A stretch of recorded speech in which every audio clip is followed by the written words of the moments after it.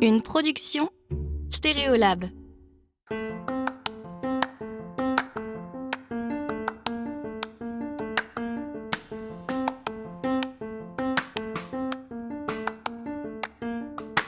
Bonjour et bienvenue dans Travail soigné, le podcast des gens qui aiment leur métier et qui en parlent bien.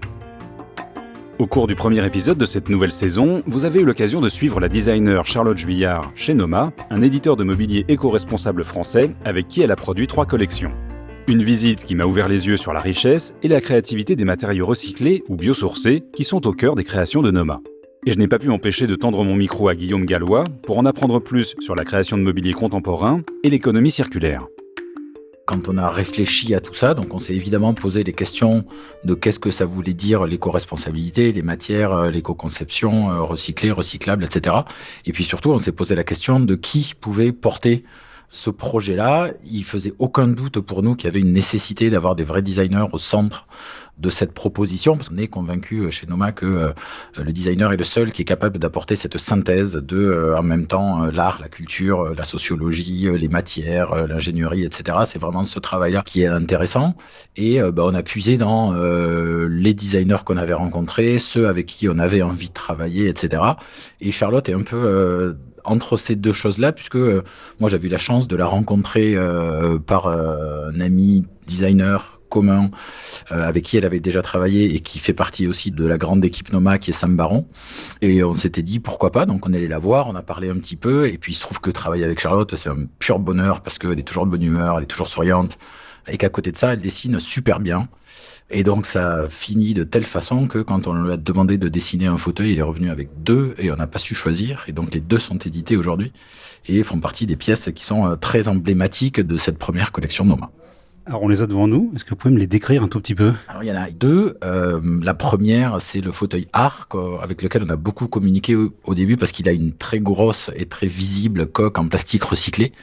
Je pense que c'est la première fois qu'un fauteuil mettait autant en avant ses caractéristiques recyclées comme un motto, comme une devise, comme une espèce de statement qu'on mettait en avant. Et en plus, en fonction de la matière qu'on utilise, on a la chance de pouvoir lui faire dire 2 choses différentes. Une fois, c'est « je suis recyclé, je suis là ». On a une espèce de coque et d'esthétique à la Mandini qui est très très présente, multicolore, etc. Et de l'autre côté, on a une coque qui est blanche, donc qui est bien plus silencieuse, bien plus raffinée, on va dire aussi, et qui dit pour ceux qui le savent simplement, je suis recyclé, mais qui est juste un fauteuil extrêmement bien dessiné, super confortable et qui remplit la fonction. Donc voilà, donc celui-là, il est très très intéressant pour ces 2 questions-là. Et l'autre, c'est une collection entière d'assises qui s'appelle l'EM chez nous, qui est pouf, chauffeuse, fauteuil, canapé. Maintenant, on commence à rajouter d'autres accessoires pour le modulariser, pour les espaces de bureau. Et qui lui aussi est un exercice de style autour de l'éco-conception, parce que non seulement il est fabriqué avec, quarantaine de % ou un peu plus maintenant de matières recyclées qui sont de la mousse, une structure bois, de l'acier et les tissus autant que possible. Mais surtout, c'est un exercice de style sur la fin de vie. C'est-à-dire que c'est un fauteuil qui n'a ni clou, ni vis, ni colle. Et donc, tous les matériaux sont totalement désassemblables en probablement une vingtaine de secondes.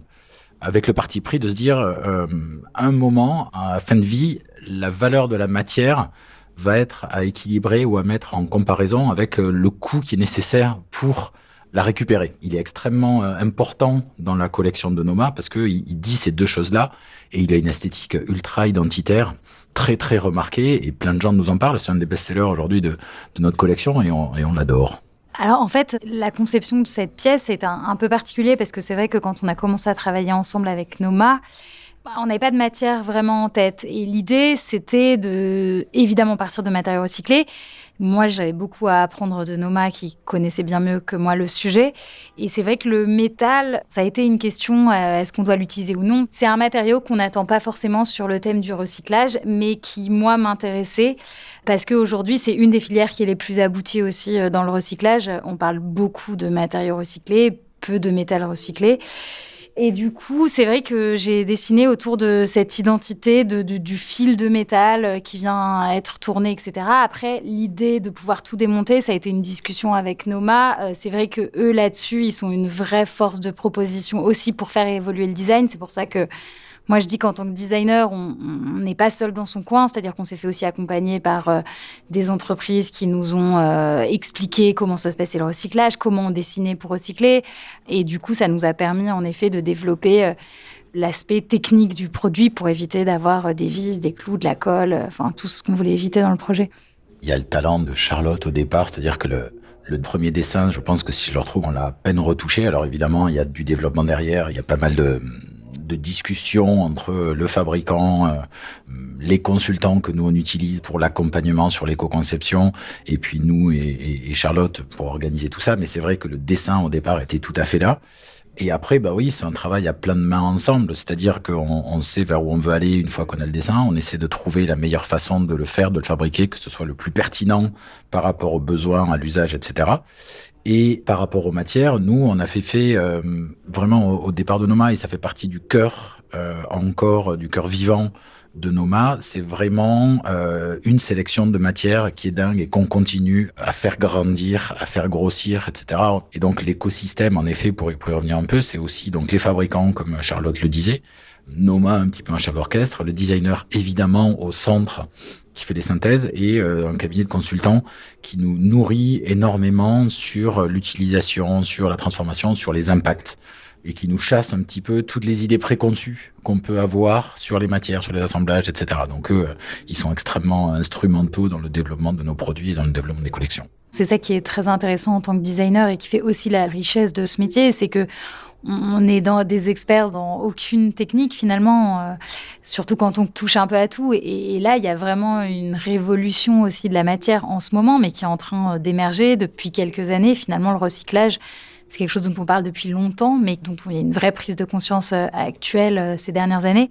Et du coup, dans les matériaux, c'est la même chose. C'est-à-dire que Noma, quand ils se sont lancés il y a 6 ans à peu près, c'était l'émergence de tout ça. En quelques années, ça a explosé. Alors, il y a aussi, je pense, un paradoxe encore entre qu'est-ce que c'est le recyclage pour les gens et finalement, qu'est-ce qui se recycle vraiment. Et il y a tout, je pense, un travail aussi de pédagogie à faire auprès du public et des gens, évidemment, qui consomment le design et qui l'achètent pour expliquer que le recyclage... c'est justement un matériau noble, que ça coûte de l'argent aujourd'hui. Une plaque en plastique recyclée, elle va être plus chère qu'une plaque en plastique lambda. Et ça, évidemment, ça va évoluer et on l'espère. Et puis, ça va vite. Mais aujourd'hui, c'est pas simple parce qu'en effet, il y a beaucoup de choses, mais assez peu finalement concrètement de matériaux qui sont complètement prêts à être utilisés. C'est un challenge encore plus important, le fait de concevoir des produits pour lesquels les matériaux qu'on utilise vont pouvoir être recyclés encore. C'est-à-dire que quand on essaie de zoomer en arrière, le grand principe qu'on s'applique, c'est celui de l'économie circulaire. Et donc, bien entendu, le fait de prendre des matériaux, on dirait communément, qui ont déjà fait un tour, c'est-à-dire qui ont déjà été utilisés, qui sont recyclés, c'est la première étape. Mais la seconde, et qui est peut-être la plus importante, c'est de faire en sorte qu'ils restent recyclables. Donc il faut les choisir pour qu'ils soient recyclés. Recyclables, évidemment, mais la mise en œuvre est extrêmement importante. Et c'est pour ça que je reviens à la spécificité de ce fauteuil LEM de Charlotte, sur lequel, ouvertement, aucun des matériaux employés n'est assemblé de façon pérenne aux autres. Alors ce qui, bien sûr, et j'en ai parlé, fait en sorte qu'ils puissent être désassemblés facilement et donc facilement recyclés, mais aussi qui leur permet de garder leur caractère de recyclabilité. Vous prenez 2 matières recyclables, vous les collez ensemble, elles ne sont plus recyclables. Parce que l'un va perturber l'autre, qu'on va pas savoir le faire, que ça va prendre trop de temps, etc. Donc c'est extrêmement compliqué. Ou si vous les mélangez ensemble, évidemment, elles ne sont plus recyclables. Donc ça, pour le designer, c'est une problématique supplémentaire à prendre en compte. Et dans son dessin, il doit avoir absorbé tout ça à nouveau. Je pense que de toute façon, on est à un carrefour globalement de la consommation de la société. On n'a plus envie d'acheter du design comme on le faisait il y a quelques années, même avec des grandes entreprises qui produisaient pas cher. Je pense qu'aujourd'hui, c'est l'inverse. On a envie de consommer pour garder dans la durabilité, même si les goûts évoluent, et puis finalement de revendre en seconde hand. En fait, je pense qu'il y a un cycle qui est perçu de façon complètement différente. Donc je pense que oui, en tant que designer, aujourd'hui, il y a une vraie évolution de la profession et on ne peut plus ne pas prendre en compte ces contraintes. Et moi, j'ai envie de dire que c'est hyper enrichissant aussi d'un point de vue professionnel de se dire c'est pas juste un dessin et voilà, et je m'amuse à dessiner quelque chose parce que j'y ai pensé cette nuit et puis que j'ai envie de faire quelque chose avec une conscience responsable, écologique, et du coup comment je le fais, et c'est pour ça que quand Noma m'a approché aussi pour cette collaboration, c'était une super expérience pour moi parce que c'était aussi l'occasion de me former, de comprendre, d'aller plus loin dans mon métier et de faire évoluer aussi ma conscience. Moi, ça a fait un tournant aussi dans ma profession, clairement.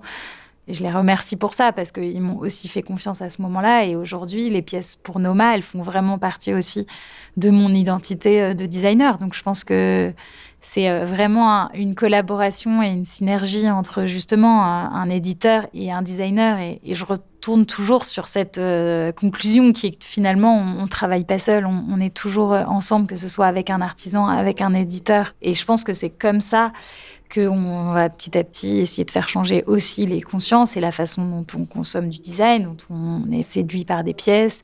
Et j'ai envie de dire, si quelqu'un est séduit aussi bien par le design que les matériaux, que la façon dont ça a été fait, on a tout gagné et c'est tout l'enjeu de Noma aujourd'hui. Je pense que les principes que nous, on a essayé de mettre en œuvre, en effet, ils sont de plus en plus partagés. Mais bon, ça, c'est juste structurel. Donc, c'est normal. Et tant mieux. Alors, si on y participe, super. Enfin, je suis ravi d'avoir ce rôle-là. Je pense que c'est de toute façon inéluctable. Et je pense que si on regarde ça un petit peu historiquement, on est dans une sorte de... Alors, je sais pas s'il faut les compter, mais moi, je veux dire 3e révolution du design. Et quand je dis design, c'est vraiment d'un point de vue très global de conception des objets qui nous entourent. Je pense que la première révolution, elle a eu lieu à partir du moment où on a commencé à utiliser des matériaux de construction ou des matériaux dits bruts. Donc, on passait au métal. C'est l'époque des années 1910, 20, 30, 40, etc. Évidemment, on a en tête le travail de Prouvé, de Charlotte Perriand, etc. Donc ça, c'était première révolution qui s'est faite dans la douleur. C'est-à-dire qu'au moment où c'est sorti, c'était quand même une élite extrêmement cultivée qui accédait à cette esthétique-là et qui était capable de la juger avant-gardiste et pas de la mettre de côté. Je pense qu'il y a une deuxième révolution qui a été celle du plastique. C'est-à-dire que dans la façon de concevoir les objets, c'était radicalement différent. L'injection, le thermoplastique, etc. Donc c'était une véritable révolution et je pense qu'on est en train de vivre la troisième. Pas au point de vue de la matière proprement dite, mais qui est vraiment au point de vue de la conception. C'est-à-dire comment est-ce qu'on conçoit les produits. Charlotte en a parlé très bien tout à l'heure en disant, voilà, pour le long terme, pour la maintenance, pour la réutilisation, pour la durée, etc. Et en plus, ça vient en contraste avec 20 années où tous les objets qu'on avait, on était dans de la pure consommation et on n'avait probablement pas une idée très claire des dégâts qu'on faisait. Je pense que on est au début, on est aux prémices. Nous, on apprend tous les jours, quoi. Alors évidemment, au contact des designers, au contact des fabricants, au contact de nos consultants, etc. Mais je pense que c'est une véritable révolution de la conception des produits, donc de la consommation, donc des matières, donc de tout ça, et que c'est extrêmement vivifiant, extrêmement excitant comme époque.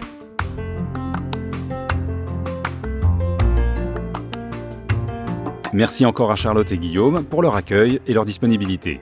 Si vous avez aimé cet épisode, montrez-le sur votre plateforme d'écoute préférée. Un abonnement, 5 étoiles et un commentaire, si votre application le permet, sont très importants pour qu'il puisse être découvert par d'autres auditeurs. Et surtout, parlez-en autour de vous.